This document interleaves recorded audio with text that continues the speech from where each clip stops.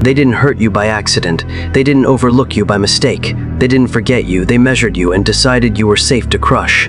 You weren't unlucky. You were chosen. The world always starts here, not with fairness, not with hope, with pressure. You felt it before you had words for it. That invisible hand on your chest. That silent message in every room. You do not matter here. Not enough. Not yet. Not ever. Your confidence, your voice, your sense of being untouchable. And they did it slowly so you would doubt it was even happening. That teacher who spoke past you, that friend who laughed when you were quiet, that room that went silent when you tried to speak, that world that rewarded everyone but you. They weren't cruel, because the world does not care who you are, only what you can endure. You learned early that kindness was not armor, that effort without power is invisible, that being good doesn't make you safe. You learned the coldest truth of all: if you are weak, you are permission. Permission to be disrespected, permission to be stepped on. So they did. And you tried to survive it the way most people do, by becoming smaller. You swallowed words, you lowered expectations, you laughed when it hurt. You waited. You told yourself someday things would change, that one day you'd be seen, that one day you'd be understood. But the world does not reward waiting. It rewards force. And while you were hoping, they were sharpening themselves, bolder, more certain, and you shrank. Not because you were weak, but because no one had taught you what strength actually costs. You thought pain meant something was wrong. But pain was the signal that you were in a world that eats the soft. You thought rejection meant you weren't good enough, but rejection was the sorting process. You thought being ignored meant you were invisible. But invisibility is just what happens before something becomes dangerous, because no one watches what they think can't hurt them.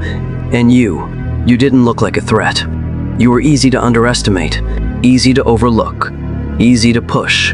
So they did it again, and again, and again, and again, until something inside you started to rot. Not sadness, not fear, something worse. Awareness. You started to see the pattern. Who gets respect? Who gets heard? Who gets erased? And you realize something that changes a person forever. This world does not run on fairness. It runs on hierarchy. There are those who impose reality and those who accept it. And you had been trained quietly, subtly, to accept, to adapt, to endure, to survive, but never to dominate. So you stayed small and told yourself you were being patient. But patience in a predatory world is just slow suicide. They didn't break you in one moment. Every time you were made to feel replaceable. That's how systems crush people, not with explosions, with erosion. Until one day you wake up and don't recognize the voice in your head anymore. It doesn't sound strong. It doesn't sound confident. It sounds cautious. It asks permission. It avoids conflict. It fears attention. That voice was not born inside you. It was installed by teachers, by peers, by family, by the quiet cruelty of being underestimated. You were trained to be manageable, and manageable people are never feared. They are used. You felt it when you walked into rooms and nobody moved, when your words didn't change the temperature, when your presence didn't bend the air. You were there, but you weren't felt. And in this world, to not be felt is to not exist. So you tried to become more agreeable, more helpful, more patient, but none of that made them stop. Because predators do not respect kindness, they respect consequences, and you had none, not yet. You were a good target, quiet, polite. Made people comfortable, and people never fear what makes them comfortable. They walk over it. That's why they spoke over you. That's why they dismissed you. That's why they didn't think twice before taking from you. You were not dangerous. And danger is the only language the world understands. But something inside you didn't die. It waited. Under the humiliation, under the self-doubt, under the long nights wondering what was wrong with you. There was a tension, a tightness in your chest when you were disrespected, a heat behind your eyes when you were overlooked, a pressure in your jaw when you were made small. That wasn't weakness. That was stored force. You just didn't know it yet. You thought you were broken, but what you were was unforged. Raw iron does not look powerful. It looks dull, unremarkable, easy to discard, until pressure and fire give it shape. And life has been heating you for a long time. Every insult, every failure, every ignored effort. Fire. Every time you swallowed your anger instead of releasing it. Pressure. You didn't know it, but you were being prepared. Not for peace, for something far more dangerous. But first, you had to be stripped. Stripped of illusions, stripped of softness, stripped of the belief that the world would ever be kind. That's what they did when they broke you. They took your comfort, they took your naivety, they took your faith in fairness. And what's left after all that is gone? A choice. Either you collapse or you harden. Most people collapse. They become bitter, loud, and weak. They complain, they blame, they beg the world to change. But the world does not negotiate with the powerless. It doesn't listen, it filters, and only what becomes sharp gets through. So when they broke you, they did you a favor. They removed the lie. The lie that being good was enough. The lie that waiting would work.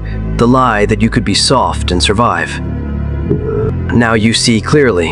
You were never meant to be comfortable. You were meant to be formidable. But formidable things are not born. They are made by friction, by isolation, by being pushed past what they thought they could endure. And you have been pushed, far past where most people quit.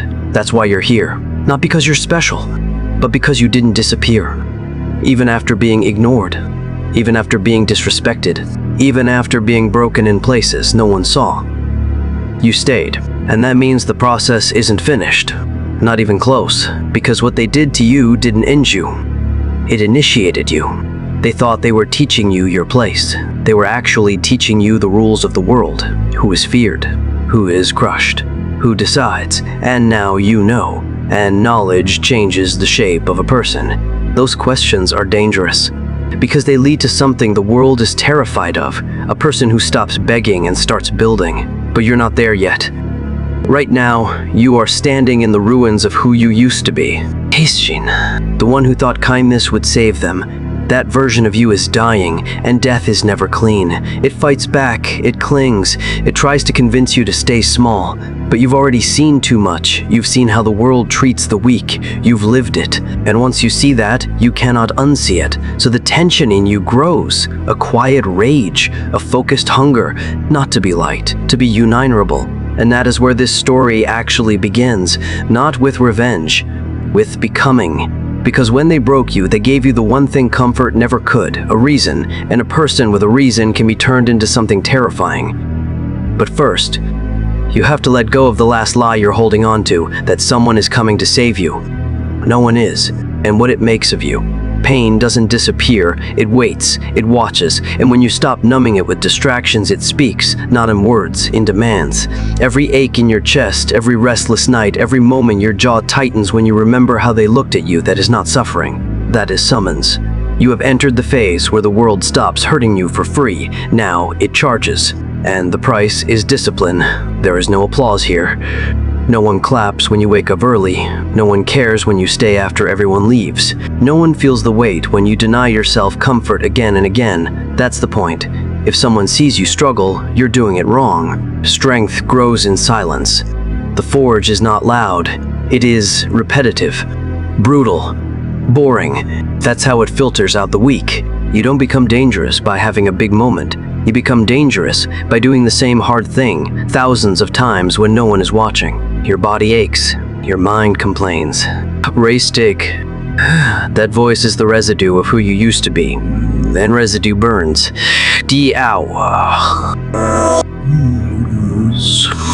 Every time you choose the hard path when an easier one is available, you are erasing that voice. Every time you stay when quitting would be painless, you are carving a new identity. Not in your thoughts, in your nervous system. You are teaching yourself a new law. Discomfort is not a warning, it is a door. Most people turn back, you step through, and every step through discomfort changes how the world reads you. You stand differently, you speak differently, you move like someone who has survived friction because you have. You are no longer soft, you are being tempered. Steel is not born strong, it is heated until it loses its shape, then beaten until it finds a new one. That's what discipline is. Not motivation, not inspiration, impact, day after day, on the same parts of you. Until what was weak is forced to adapt or break, and you let it break. You let the lazy part of you starve. You let the distracted part of you suffocate. You let the part that needed validation wither in the dark. No one is coming to encourage you. Good. Encouragement makes people fragile. You are building something that does not need to be told to keep going. It just does. There will be days where nothing feels different. You will still be tired, still invisible, still ignored. That's the trap. Most people quit in the quiet. They don't fail when it's dramatic. They fail when it's dull, when the pain isn't sharp enough to be heroic, but not small enough to ignore. And the Forge only respects those who keep showing up. So, you keep going. You train when you don't want to. You work when you are tired. You hold your tongue when you could complain, not because it feels good, because it changes you.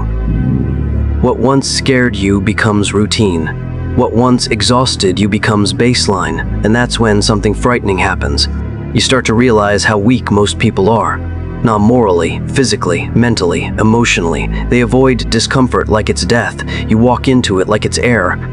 You stop needing excuses. You stop explaining yourself. Silence becomes your signature. Because you are busy becoming someone who does not require understanding. The Forge does not make you loud. It makes you solid. You don't argue. You don't prove. You don't beg. You endure. And endurance changes the hierarchy. People begin to feel something when you enter a room. Not friendliness, not warmth. Wait, they can't explain it. But they step a little differently around you. Because the body knows what the mind ignores. It recognizes someone who has suffered on purpose. That's not normal. That's not safe. That's predatory. But you're not finished. Not even close. Because discipline has only cracked the shell. What's coming next will tear the core out of you. The part that still wants comfort. The part that still hopes for fairness. The part that still remembers being small. That part is next, and it will not go quietly. The Forge gave you strength, but strength alone is not enough. Strength can still remember. Strength can still feel, and feeling is where the old you hides. So now the real work begins. This is not about building anymore. This is about removal. You are not becoming someone new. You are erasing someone who no longer deserves to exist. The version of you that wanted approval. The version that needed to be liked. The version that hoped being good would be enough. That version is a liability, because it still wants a world that doesn't exist. A fair one. A gentle one. A forgiving one. This world is not that. One of the siege of Earliestad keeps trying to negotiate with it. Keeps trying to negotiate with it. So you stop listening. You stop explaining yourself. You stop defending your choices. You stop justifying your hunger. You don't need permission to evolve. You need distance from the people who remember you as weak, from the habits that made you soft, from the emotions that taught you to hesitate. You begin to feel strange, not sad, not angry, empty. That's what happens when the old identity starts to die. It was loud, it was needy, it was full of stories about what you deserved. Now those stories are silent. Not kind, not gentle, hungry. You start to want things you never let yourself want before. Power, respect, dominance, not to show off, to never be small again. The old, you would be afraid of this. They'd call it selfish, they'd call it wrong, they'd call it too much. But that old you was trained to be acceptable, not formidable, so their voice fades. You say no without explaining. This is not cruelty, this is surgery. You are removing anything that keeps you from becoming dangerous. Your emotions change. You still feel, but they don't control you.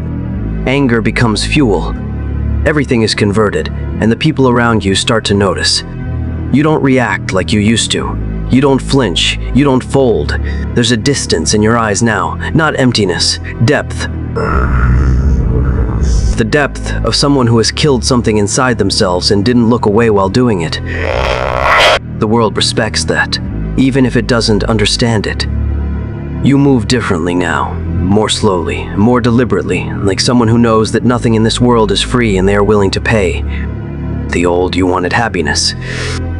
You want power, not over others, over yourself. Because once you can command your own weakness, nothing else can control you.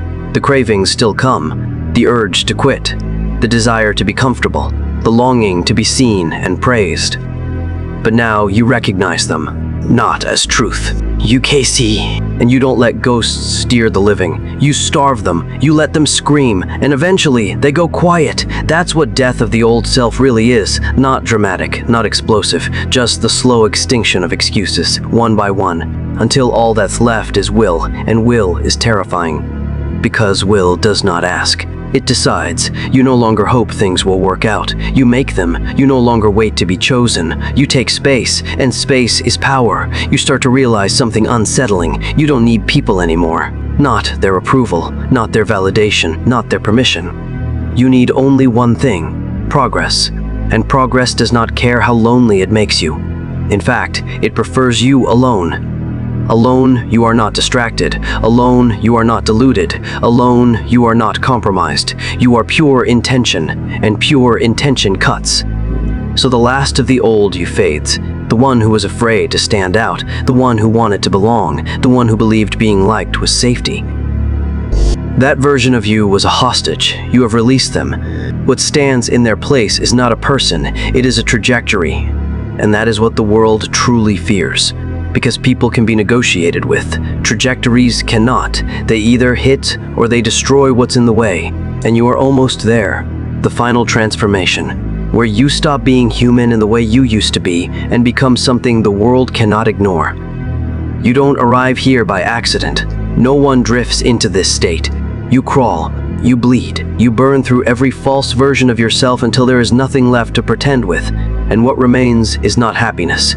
It is force. You wake up now with a different gravity, not excitement, not hope, momentum, the kind that doesn't ask where it's going. It just moves. The old you used to look for meaning. This version of you creates pressure, and pressure creates outcomes. You don't need motivation because you have something stronger, compulsion. You do what you do because not doing it feels wrong, because stopping feels like death. That's what discipline becomes when it matures, an addiction to forward motion. You don't dream about who you could be. You execute on who you are becoming, silently, relentlessly, without pause. People start to misread you. They think you're cold. They think you're distant. They think you're intense. It comes from knowing what it costs to be small. It comes from remembering what it felt like to be dismissed, overlooked, broken. You don't forget. You convert. Every slight becomes fuel. Every failure becomes structure. Every doubt becomes another brick in the thing you're building. And what you're building is not a life. It's a presence. When you walk into a room now, something shifts. You don't demand attention. You command it, not with words, with weight, the weight of someone who has nothing left to lose and everything left to impose. You no longer fear rejection. Rejection is a tool. It filters out what can't keep up. You no longer fear loneliness. Loneliness is quiet. Quiet is focus, and focus is where monsters are made. You don't celebrate wins, you absorb them. You don't mourn losses, you extract their lessons. There is no emotional waste, and you are a master of turning suffering into architecture. You are no longer motivated by outcomes. You are driven by identity. This is who you are now. The one who doesn't stop, the one who doesn't fold, the one who doesn't wait. You don't need to be seen. You will be felt. Because inevitability has a signature. It shows up every day. It never negotiates. It does not get tired. It just keeps moving forward, grinding down anything that stands in its way. That is what you have become. Not a legend. A force. The kind that makes excuses irrelevant. The kind that makes doubt useless. The kind that turns resistance into dust. They broke you first. They made you small. They made you doubt. They made you hurt. And in doing so, they removed every soft edge you had. It sees something it cannot predict. Something it cannot control. Something that does not require permission to exist. You seek capacity. The capacity to endure more, to build more, to become more. There is no finish line, no moment where you get to rest and say it's enough. Enough is weakness in disguise. You know that now, so you keep going, through fatigue, through boredom, through pain. Not because you love suffering, but because you understand something most people never will. Suffering is just resistance, and resistance is how you know you're still moving forward. You are no longer a person trying to prove themselves. You are a trajectory, a vector, a storm that does not ask the sky for permission, and storms do not need applause. They just arrive, again and again until the landscape is changed. A force that does not end.